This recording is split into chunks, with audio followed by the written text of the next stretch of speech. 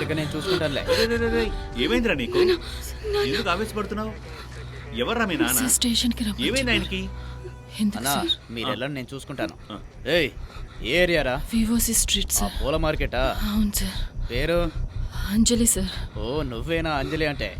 ఎందుకు సార్ ఈ అబ్బాయిని తీసుకుని రమ్మని చెప్పారు? బాబు నీ పేరేంటమ్మా? అభిషేక్ జై. వయసు ఎంత? సార్ ఎందుకు సార్ తీసుకురమ్మని? ఏయ్, స్టేషన్కి ఎందుకు రమ్మంటారే? ఏమయ్యా మురళి, ఏమైందయ్యా? సార్ ఏమీ లేదు సార్, యాక్సిడెంట్ కేసు గురించి. యాక్సిడెంటా? రితేష్ జైన్ కా? ఏమైంది సార్? ఏమైందో చెప్పండి సార్. రేయ్, ఆగురా. ఈ అభి లేవరా? అయ్యో ఏమైంది? ఏంటయ్య గొడవ? సార్ వీళ్ళ నాన్నగారు కనిపించట్లేదని వీడెంతో కుమిలిపోతున్నాడు సార్. అది అర్థం చేసుకోకుండా ఈయన నాతో తప్పుగా ప్రవర్తించాడు.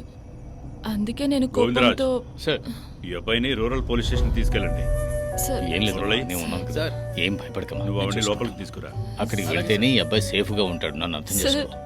సార్ ప్లీజ్ నాకు సార్. ఈ వయసులో ఒక అబ్బాయి ఉన్నాడమ్మా, నేను చూసుకుంటాను. అభి నువ్వు ఈ అంకుల్తో పాటు వెళ్ళు. మీ నాన్నగారికి ఏం అయి ఉండదు. నేను వెనకే వస్తాను, సరేనా? రా బాబు, రా. ఏయ్ పదవే.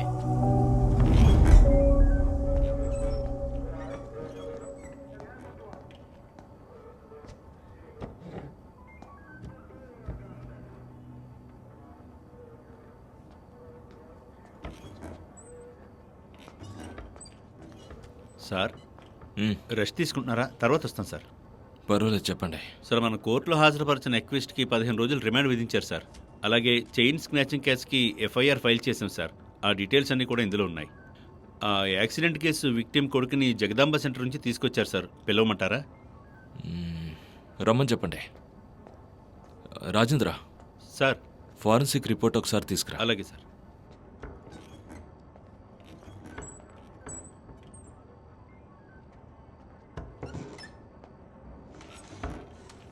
ఇదిగోండి సార్ రిపోర్ట్.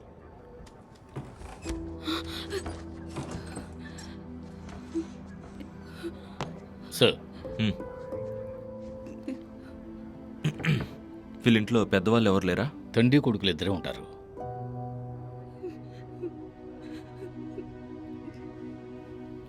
నీ పేరేంటి బాబు? నువ్వు ఏడవకుండా ఉన్నావంటే నేను చెప్తాను, వింటావా? గుడ్. ఈరోజు పొద్దున్న ఒక యాక్సిడెంట్ జరిగింది. ఏడవకూడదు. ఇప్పుడు ఈ అంకుల్ నీకు ఒక ఫోటో చూపిస్తారా?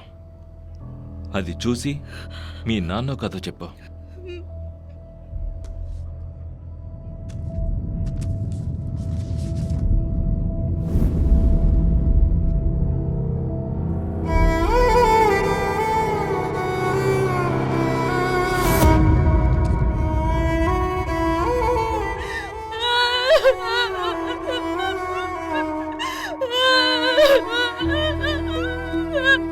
బాబు